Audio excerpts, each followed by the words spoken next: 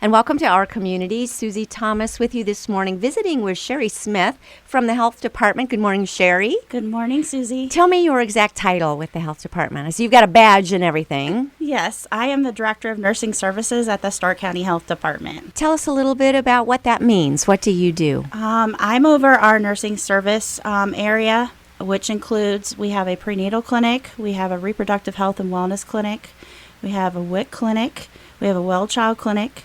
We have several home visiting programs, Keep Our Babies Alive, which is an infant mortality reduction program. We have the Bureau for Children with Medical Handicaps program. We have infectious disease control. And we have school nurses that are contracted with schools in our Stark County area. And we have immunization clinics, lead prevention. Lots of things. You are a busy gal. Yeah. You mentioned something I'm not familiar with the term. WIT clinic? WIC. WIC. What is that? Women, Infants, and Children. That is a nutrition program for women and infants, and also postpartum women who are still breastfeeding. And it supplies supplemental food and nutrition education for women and infants and children up to the age of 5. Now, who do you work with directly? With families? Anyone can contact you, or do you work with hospitals or all of the above, doctors' offices, everyone? All of the above, everyone. Anybody can call the health department to get into any of our clinics, to get an immunization, including a flu vaccine. It's not too late to get the flu vaccine this season. We also work with a lot of other community agencies, including the hospitals and the other health departments in the county and the schools, just about everybody. Can you give us a behind-the-scenes scoop? Is there something, I know often there'll be something that is the bug of the year that we should be watching out for. There was Asian flu. I know now everyone's saying, oh, be sure you get that shot so you don't get shingles.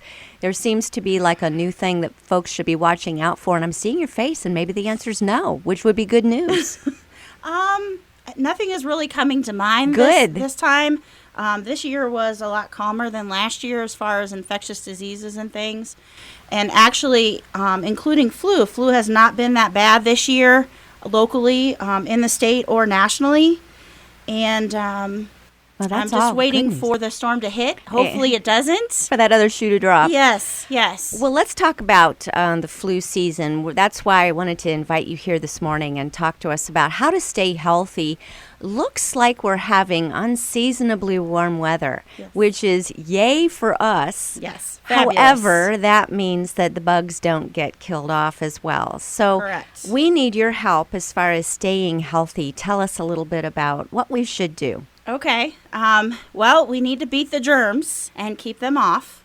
A couple important things to do is wiping away the germs, including before you settle in like a car for a car ride, in an airplane for a flight, or on a train or bus ride.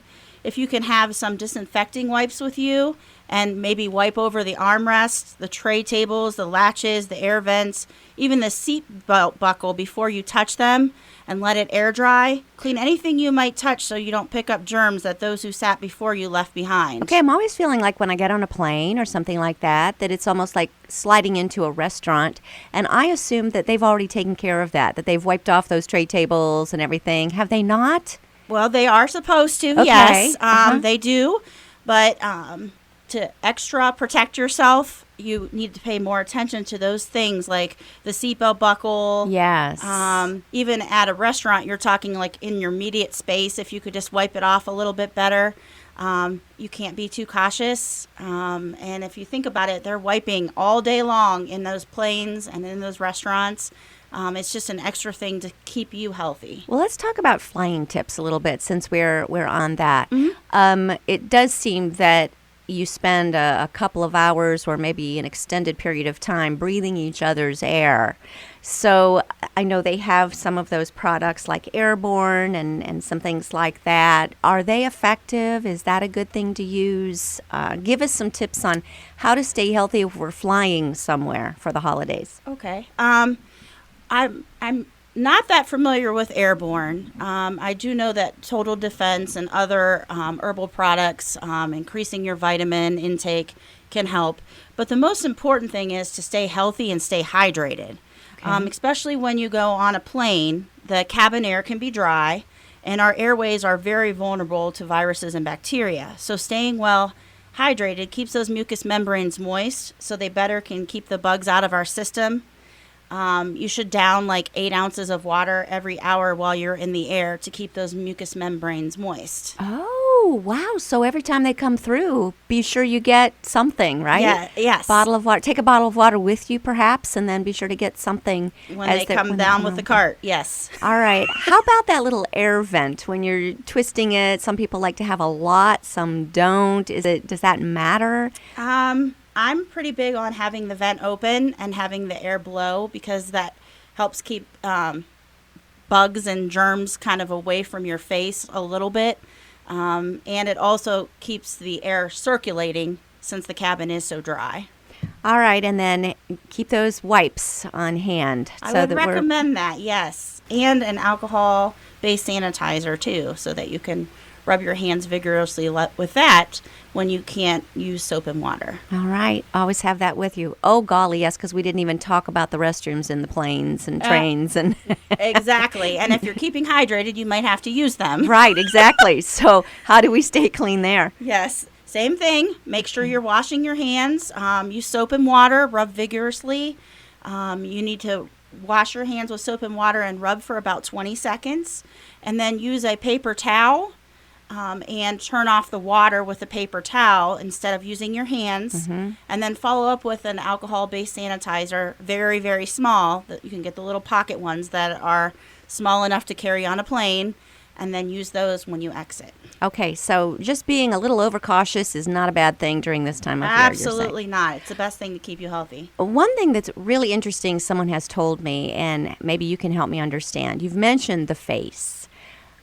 She has said, never touch your face. Now, that is just something I think we sometimes do without even thinking. There might even be a nervous habit where you just touch your chin or whatever while you're thinking. Tell us why, and then help us not do this. How will this make us healthier? Okay. The germs on your hand are the single biggest threat to your health any time of the year. That's because cold viruses and other viruses tend to spread more from hand-to-mouth contact than through airborne droplets.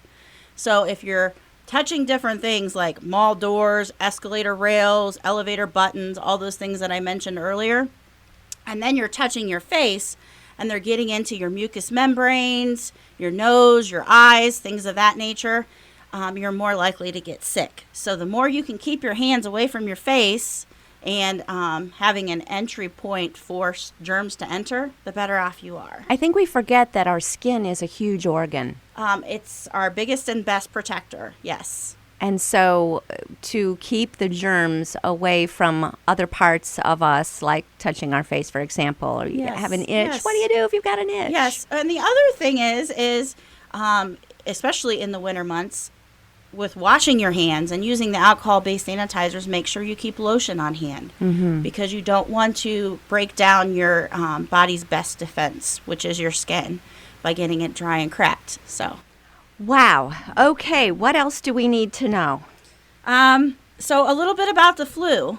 Like I said earlier, it's not too late to get the flu vaccine. Right now, about 70% of the influenza or the flu that's occurring in Stark County is type A. So far, it is a mild flu season. We've had less than 10 influenza-associated hospitalizations, and 50% of those are age 65 and older. As long as the flu virus is spreading, it's not too late to get the vaccine to protect yourself and your loved ones. Okay, let me stop you there. Okay. Because a lot of controversy. Get the flu shot, don't get the flu shot. Right. Some people swear by them. Other people swear that when they get them, it gives them the flu. So what do you say? You can't get the flu from the flu vaccine. Okay. And there are two different forms of the flu vaccine. There is an injection, and then there also is a nasal spray. The nasal spray is a live vaccine, and it actually protects sooner and lasts a little longer generally than the regular vaccine. But there's only a certain people that can get that. It's usually between ages 2 to 49. And you have to be a healthy individual to get it. Because you're putting a live vaccine in yourself. That's actually the live bug. Correct. Okay. Correct. So yeah, that you'd have to start off a little with more defense than the average bear, right? Absolutely. Okay. And then we also have a high dose, which is for those age 65 and older, which has a little bit extra of the killed vaccine in it to help fight off the seniors from getting the flu, which is our high-risk population. Like I had just said, 50% of those who have the flu and have been hospitalized because of it are age 65 and older in Stark County. Some people still say, I think I'll just weather it. What do you advise? Because the flu is more dangerous than people sometimes realize. People can die of influenza. Oh, yes. Millions of people every flu season can get the flu, which is usually like a fever, cough, sore throat, runny or stuffy nose, muscle aches, fatigue, and be miserable and spend days, sometimes even up to a week or two in bed because they're so tired and worn down from the flu. Mm-hmm. And every year, every flu season, flu also causes hundreds of thousands of hospitalizations and thousands or sometimes tens of thousands of deaths also. That's amazing. Tens of thousands of deaths in the United States from flu. Yes. So, which could be prevented by getting the flu shot. Yes. How young can a person get it? You said something about 2 years old. The CDC recommends an annual flu vaccine for everyone 6 months and older. 6 months and older. 6 months and older. Okay. Yes. Now, is that when they're also going through their regular shots, like for polio and for chicken pox and so forth? Is that okay to be taking a flu shot at the same time you're taking these others? Are your defenses down? No, absolutely not. You should get any of the age-related vaccinations that are recommended at the same time. And generally, yes, at about 6 months, they're getting several vaccines. Okay. Which you mentioned. I want to come back to this. I don't want Okay. to take the time now. Okay. But let's come back after the break and talk about vaccinations in general, because I know this has become highly controversial, and there's even been a case of whooping cough, which there hasn't been whooping cough in years and years, but I understand that some of that's back now. So I want your take on to vaccinate or to not vaccinate. I'm giving you a heads up so you can think about that a little bit. Okay. But for right now, let's say you do get sick. Mm-hmm. How do you know if you have a cold or the flu? Okay. So what's the difference between a cold and flu, you ask? How do I know? I don't feel well. Do I have the flu or is it just a bad cold? Okay. The common cold and flu are both contagious viral infections of the respiratory tract. Although the symptoms can be similar, flu is much worse. A cold may drag you down a bit, but the flu can make you shudder at the very thought of getting out of bed. Mm-hmm. Congestion, sore throat, and sneezing are common with colds, but both cold and the flu bring coughing, headache, chest discomfort. But with the flu, you're more likely to run a fever for several days, have body aches, be real tired and weak, and symptoms of the flu also tend to come on quickly. Okay. Any over-the-counter drugs that you would recommend, just real quickly? And for the flu or the cold or Either. both? Mm-hmm. I would just recommend making sure that you're taking vitamins and keeping yourself healthy, eating nutritious foods, trying to stay active. It's also very important that you get sleep. Try to go to bed at the same time every night, get up at the same time every morning. Try not to eat a big, heavy meal at night. And try to not have like the TV, radio, cell phone, or other electronic gadgets there while you're trying to sleep, and in a dark, quiet room. All interesting, and I need to follow up on all of those things because I'm doing so many of those things wrong. We're speaking with Sherry Smith from the Health Department, keeping us healthy this winter, and you're listening to Our Community.